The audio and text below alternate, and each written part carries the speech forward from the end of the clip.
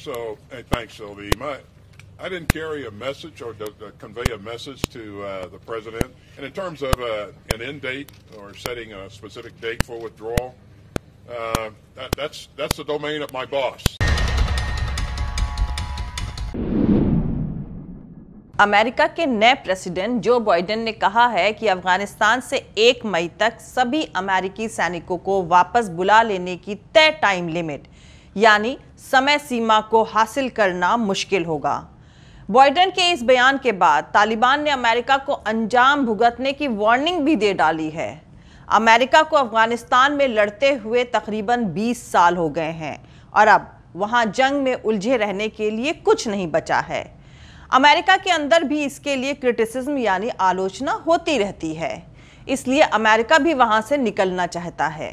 America के जनवरी 2021 तक अफगानिस्तान में तकरीबन 2500 सैनिक ही बचे हैं और पूरी फौज की वापसी के लिए इस साल मई की टाइम लिमिट तय है और शायद इसी टाइम लिमिट के चलते अमेरिका के डिफेंस मिनिस्टर लॉयड ऑस्टिन अचानक बिना बताए अफगानिस्तान की राजधानी काबुल पहुंचे हैं, क्योंकि कुछ हफ्ते बाद ही अफगानिस्तान में मौजूद अमेरिकी फौज को अफगानिस्तान छोड़ना है। काबुल में राष्ट्रपति अशरफ गनी से मुलाकात के बाद अमेरिका के डिफेंस मिनिस्टर लॉयड ऑस्टिन ने कहा कि जंग का खात्मा होना चाहिए। हालांकि उन्होंने ये नहीं बताया कि ये कब होगा। ऑस्टिन ने कहा कि जोर वायलेंस कम करने और बातचीत के जरिए मसले को खत्म करने पर होना चाहिए। आप लोगों को पता ही है कि पिछले साल ट्रंप एडमिनिस्ट्रेशन और तालिबान के बीच हुए समझौते के तहत अफगानिस्तान से सभी अमेरिकी बलों के लौटने पर सहमति बनी थी। ऑस्टिन अफगानिस्तान जाने वाले जो बाइडेन एडमिनिस्ट्रेशन के पहले हाई लेवल ऑफिसर हैं, लेकिन काबुल में पत्रकारों से बात करते हुए ऑस्टिन ने इस सवाल का जवाब नहीं दिया कि क्या तालिबान समझौते के तहत अपनी जिम्मेदारियां पूरी कर रहा है या नहीं। फरवरी 2020 में हुए समझौते के तहत अमेरिका को तकरीबन 14 महीनों के अंदर अफगानिस्तान से अपने सैनिकों को वापस बुलाना था। बदले में तालिबान को अपने वादे को पूरा करना था। इन वादों के तहत तालिबान को अफगानिस्तान में अलकायदा को मजबूत ना होने देना भी शामिल था। साथ ही तालिबान को नेशनल लेवल पर पीस टॉक भी शुरू करनी थी। पर ऐतिहासिक समझौते के बाद तालिबान ने अमेरिकी फौज पर तो हमले बंद कर दिए, लेकिन अफगानिस्तानी सिक्योरिटी फोर्स पर उसके हमले जारी हैं। अफगानिस्तान सरकार के साथ बातचीत के लिए तालिबान ने अपने हजारों लड़ाकों की रिहाई की शर्त रखी थी। इसके बाद तालिबान और सरकार के बीच कतर की राजधानी दोहा में सीधी बातचीत शुरू तो हुई, लेकिन अभी तक इसका कोई नतीजा नहीं निकल सका है। इसके बाद अफगानिस्तान पीस प्रोसेस को आगे बढ़ाने के लिए 18 मार्च को रशिया की राजधानी मॉस्को में एक कॉन्फ्रेंस हुई। इस कॉन्फ्रेंस को दोहा में अमेरिका और तालिबान के बीच फरवरी 2020 को हुए शांति समझौते को आगे बढ़ाने के डायरेक्शन में एक कदम के तौर पर भी देखा जा रहा है। अफगान तालिबान पीस टॉक को लेकर रशिया में पहले भी बैठक हो चुकी है। नवंबर 2018 में रशिया में तालिबान को बातचीत के लिए बुलाया गया था। इसके बाद फरवरी 2019 में भी मॉस्को में तालिबान के साथ बैठक हुई थी, लेकिन इसमें अफगान सरकार शामिल नहीं थी। इसमें अफगानिस्तान के पूर्व राष्ट्रपति हामिद करजई ने हिस्सा लिया था। दरअसल अफगानिस्तान एक ऐसा इलाका है जहां सोवियत यूनियन और अमेरिका आमने सामने रहे हैं। सोवियत यूनियन के डिसइंटीग्रेशन यानी सोवियत यूनियन के टूटने के बाद भी अमेरिका और रशिया के बीच हालात दुश्मन मुल्कों जैसे ही बने रहे हैं, लेकिन इसके बाद भी अफगान पीस टॉक के लिए दोनों ही मुल्क यानी अमेरिका और रशिया एक मंच पर आ गए हैं। दरअसल Russia Afghan Taliban piece talk का हिस्सा बनकर नए अरेंजमेंट में अपने फायदों को तलाश कर रहा है, जिसे जानकार रशिया की नई अफगानिस्तान पॉलिसी भी कह रहे हैं। इस इलाके को रशिया के लिए स्ट्रैटेजिक और इकोनॉमिक और सिक्योरिटी के नजरिए से बेहद अहम माना जाता है। अफगान सरकार पर अमेरिका का असर रहा है और तालिबान को अमेरिका विरोधी माना जाता रहा है। ऐसे में नए अरेंजमेंट के तहत रशिया अफगानिस्तान में तालिबान को एक बेहद अहम पार्टनर के तौर पर देख रहा है। वो तालिबान के साथ सामान्य रिश्ता रखना चाहता है, जिससे उसके कई फायदे सत्य नजर आ रहे हैं। रशिया नहीं चाहेगा कि अफगानिस्तान में कोई भी नई व्यवस्था सिर्फ अमेरिकी जरिए से बने, क्योंकि इससे अफगान सरकार पर अमेरिकी असर बना रहेगा, जिसके चलते अफगानिस्तान में रशिया को अपनी मौजूदगी बनाए रखने में दिक्कतें आएंगी। दरअसल रशिया का काफी बड़ा इंटरेस्ट सेंट्रल एशिया के मुल्कों में हालात को नॉर्मल बनाए रखने का है, जिसमें तालिबान का रोल बेहद अहम हो सकता है।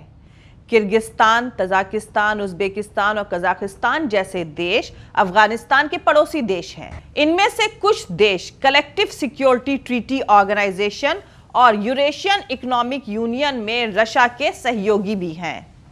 इन देशों में एक्सट्रीमिस्ट ऑर्गेनाइजेशंस भी एक्टिव है, जिनकी मजबूत होने से रशिया की फिक्र बढ़ सकती है। रशिया के लिए अफगानिस्तान में अहम होना बेहद जरूरी है, क्योंकि कहा जा रहा है कि वहां पर इस्लामिक स्टेट के लड़ाके बड़ी तादाद में आ गए हैं।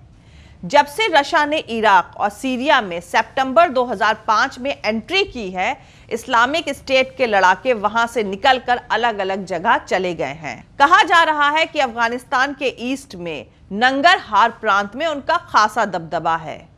अफगानिस्तान की 3 सेंट्रल एशियाई मुल्कों से उसकी सरहदें भी मिलती हैं।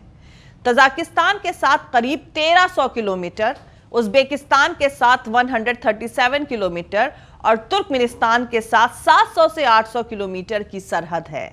तालिबान के साथ रिश्ते खराब होना रशिया की सिक्योरिटी के लिए खतरनाक हो सकते हैं, क्योंकि वहां मौजूद आतंकी ग्रुप एक्टिव हो जाएंगे और इस्लामिक स्टेट भी अपने पैर पसार सकता है। रशिया के साथ दूसरा मसला अफगानिस्तान में इन्वेस्टमेंट के जरिए मिडिल ईस्ट के देशों तक अपनी पहुंच और आगे बढ़ाने का भी है। जानकार कहते हैं कि रशिया का अफगानिस्तान में इन्वेस्टमेंट बहुत कम रहा है, जिसे वो तालिबान के साथ बेहतर रिश्ते से आगे बढ़ा सकता है। अफगान पीस टॉक में रशिया के रोल की बात करें तो तालिबान का अमेरिका से ज्यादा भरोसा रशिया पर होना स्वाभाविक है, क्योंकि अफगान सरकार और तालिबान को अलग अलग देशों का सपोर्ट मिला हुआ है और वो सपोर्ट तालिबान को रशिया से हासिल है। ऐसे में तालिबान को समझौते में बनाए रखने में रशिया एक अहम रोल अदा कर सकता है।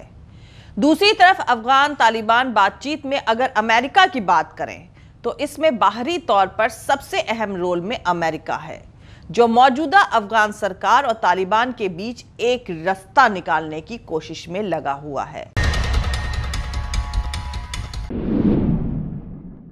अमेरिका ने इस महीने एक प्रपोजल दिया था, जिसके मुताबिक अफगानिस्तान में अशरफ गनी सरकार की जगह एक इंटरिम गवर्नमेंट यानी अंतरिम सरकार का गठन किया जाए, जिसके लिए तालिबान और मौजूदा सरकार मेंबर्स को नॉमिनेट किया जाए और देश भर में सीज फायर लागू किया जाए।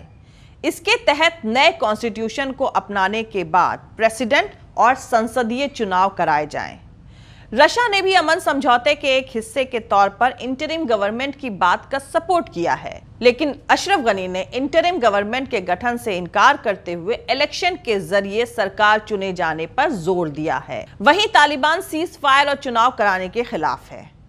मॉस्को कॉन्फ्रेंस ने टकराव के इन्हीं मसलों पर बातचीत को आगे बढ़ाया है, लेकिन यहां से बात कहां तक पहुंचेगी, इसे लेकर जानकारों को बहुत ज्यादा उम्मीद नहीं है। अफगान सरकार और तालिबान के बीच लगता नहीं है कि कोई समझौता हो सकता है। अफगानिस्तान के अंदर ही नहीं बल्कि इंटरनेशनल लेवल पर भी देश बटे हुए हैं। अमेरिका और भारत समझौते में मौजूदा अफगान सरकार को ऊपर रखना चाहते हैं, जबकि चीन, पाकिस्तान और रशिया तालिबान के करीब हैं। अब देखने वाली बात यह है कि अमेरिका के डिफेंस मिनिस्टर लॉयड ऑस्टिन अचानक बिना बताए अफगानिस्तान की राजधानी काबुल पहुंचकर पूरे मसले को कौन सा मोड़ देते हैं, क्योंकि कुछ हफ्तों बाद ही अफगानिस्तान में मौजूद अमेरिकी सिक्योरिटी फोर्सेस को अफगानिस्तान छोड़ना है और जो बाइडेन कह चुके हैं कि अफगानिस्तान से 1 मई तक सभी सैनिकों को वापस बुला लेना मुमकिन नहीं है। जो बाइडेन का यह बयान आते ही तालिबान ने भी अंजाम भुगतने को तैयार रहने की धमकी दे दी है। मतलब फरवरी 2020 में हुआ समझौता जिसके तहत अमेरिका को 14 महीनों के भीतर अफगानिस्तान से अपनी सिक्योरिटी फोर्सेस को वापस बुलाना था, वो किस मुकाम तक पहुंचेगा ये आने वाला वक्त ही बताएगा। जय हिंद, सत्यमेव जयते, अल्लाह हाफिज। दोस्तों, हमारा पूरा वीडियो, दूसरे और वीडियोस देखने के लिए हमारा YouTube channel political Tamasha with doctor Arshi को सब्सक्राइब करके वहां पे लगी बेल आइकॉन को जरूर दबा दें ताकि आपको हमारे आने वाले हर वीडियो की अपडेट्स मिलती रहे। और दोस्तों, अगर आपको हमारा काम पसंद आता है, हमारे वीडियोस पसंद आते हैं, तो www.patreon.com/DER अर्शी खान पर जाकर डोनेट करके आप हमारे काम को सपोर्ट कर सकते हैं। दोस्तों, अगर आपको हमारा वीडियो पसंद आता है तो लाइक और शेयर करना हरगिज नहीं भूलें। आप हमें फॉलो भी कर सकते हैं हमारे ट्विटर, इंस्टाग्राम और फेसबुक पेज पर। मेरा ट्विटर हैंडल है @अर्शी अजीज खान। Thank you. मिलते हैं अगले वीडियो में।